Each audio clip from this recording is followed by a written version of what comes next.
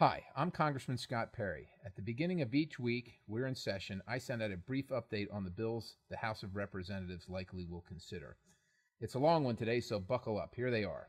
H.R. 4771, the Designer Anabolic Steroid Control Act, which adds 25 new chemicals to the Controlled Substance Act defining anabolic steroid. S2154, the Emergency Medical Services for Children Reauthorization Act of 2014, which reauthorizes this program through FY 2019. H.R. 83, which would require the Secretary of the Interior to assemble a team of technical experts to address the energy needs of the insular areas of the country through action plans aimed at reducing reliance on imported fossil fuels and increasing use of indigenous clean energy resources. H.R. 3044, which approves the transfer of the Yellow Creek Port properties to Mississippi. Senate 1086, the Child Care and Development Block Grant Act of 2014, which reauthorizes the block grant under this program through FY 2020. H.R. 5108, which establishes the Law School Clinic Certification Program of the U.S. Patent and Trademark Office. H.R. 3006, which authorizes a land exchange involving the Cibola National Wildlife Refuge in Arizona in exchange for certain lands in Riverside County, California. S476, which reauthorizes the Chesapeake and Ohio Canal National Historic Park Commission for 10 years. S1603, the Gun Lake Trust Land Reaffirmation Act, which ratifies the actions of the Secretary of the Interior in taking specified land into trust for the benefit of the Match-E-B Nash She Wish Band of Potawatomi Indians. H.R. 5205, the Northern Nevada Land Conservation and Economic Development Act, which authorizes certain public land transfers in Northern Nevada to promote economic development and conservation. H.R. 3222, the Flushing Remonstrance Study Act, which requires the Secretary of the Interior to study the viability of the National Park Service acquiring spots associated with the 1657 signing of the Flushing Remonstrance, the document recognized as the forerunner of religious freedom in America.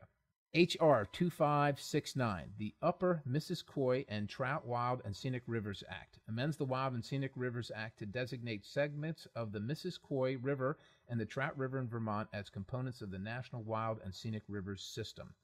H.R. 4119, the West Hunter Street Baptist Church Study Act, which directs the Secretary of the Interior to conduct a special research study of the historic West Hunter Street Baptist Church located in Georgia to evaluate the national significance of the church and determine the feasibility of it as part of the National Park System. H.R.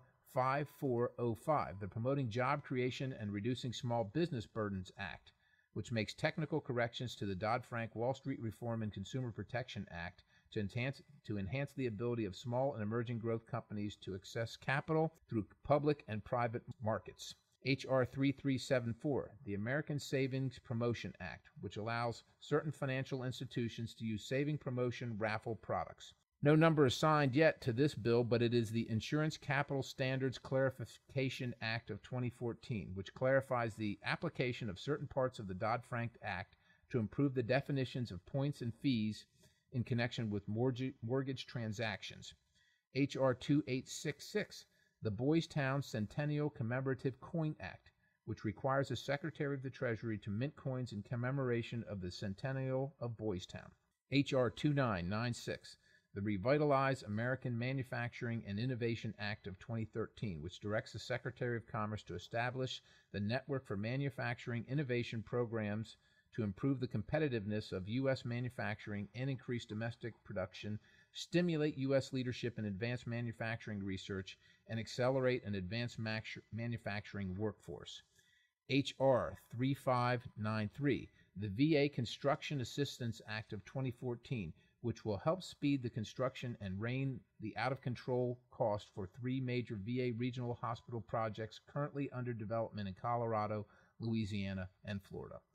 H.R. 5404, the Department of Veterans Affairs Expiring Authorities Act of 2014, which would extend a number of programs benefiting female, homeless, and student veterans and other authorities given to the Department of Veterans Affairs pertaining to health care, housing, and transportation. H.R. 4276, the Veterans Traumatic Brain Injury Improvement Act of 2014, which would modify a current pilot program by substituting the benchmark for treatment from assisted living to community integrated rehab, or CIR, services to increase available treatment options. Senate 2258, the Veterans Compensation Cost of Living Adjustment Act of 2014, which directs the Secretary of Veterans Affairs to increase, as of December 1st, 2014, the rates of veterans' disability compensation, additional compensation for dependents, clothing allowance for certain disabled veterans, and dependency compensation for surviving spouses and children. H.R. 24, the Federal Reserve Transportation Act of 2013, which requires the full audit of the Board of Governors of the Federal Reserve and its bank by the Comptroller General of the United States. H.R. 5169, the Senior Executive Service Accountability Act of 2014, which requires each federal agency to include in its biennial request to the OPM a justification and expected results for each senior executive service position. H.R. 5170, the Federal Records Accountability Act of 2014, which improves federal employee compliance with the federal and presidential record-keeping requirements. H.R. 5418, which prohibits officers and employees of the IRS from using personal email accounts for official business. H.R. 5419, which amends the Internal Revenue Code of 1986 to provide for an administrative appeal relating to adverse determinations of tax-exempt status of certain organizations. H.R. 5420, which amends the Internal Revenue Code to permit the release of information regarding the status of certain investigations. H.R. 3043, the Tribal General Welfare Exclusion Act of 2013, which amends the Internal Revenue Code to clarify general welfare benefits provided by Indian tribes. H.R. 495, the Free File Program Act of 2014, which directs the Secretary of the Treasury to continue to operate the IRS Free File Program. H.R. 4137, the Preserving Welfare for Needs Not Weed Act, prohibits financial assistance to needy families from being used at any store that offers marijuana for sale. H.R. 4994, the Improving Medicare Post-Acute Care Transformation or Impact Act of 2014, which amends the Social Security Act to provide for standardized post-acute care assessment data for quality, payment, and discharge planning. Again, another one without a number. This bill amends, it's a House bill that amends Title 49 of the U.S. Code to provide illuminations on fees charged to airline passengers. HJ Resolution 124, the Continuing Appropriations Resolutions, which would continue funding the federal government through December 11th of 2014. HR, again, another House bill without a number, the American Energy Solutions for Lower Costs and More American Jobs Act. The House has passed dozens of bills to build a modern energy infrastructure, promote the safe and responsible production of America's energy resources, ensure all Americans have access to affordable and reliable electricity, promote efficient new technologies, and unleash the power of energy diplomacy. This week, the House will stand in support of jobs and lower energy prices as we reaffirm our support for these common-sense energy solutions by voting for a package which includes things like the Keystone Pipeline approval. And the last one, which is another House bill without a number, is entitled the Jobs for America Act, which makes revisions to federal law to improve the conditions necessary for economic growth and job creation. As always, if you have any questions or if I may be of assistance to you or your family in any way, please contact me at perry.house.gov.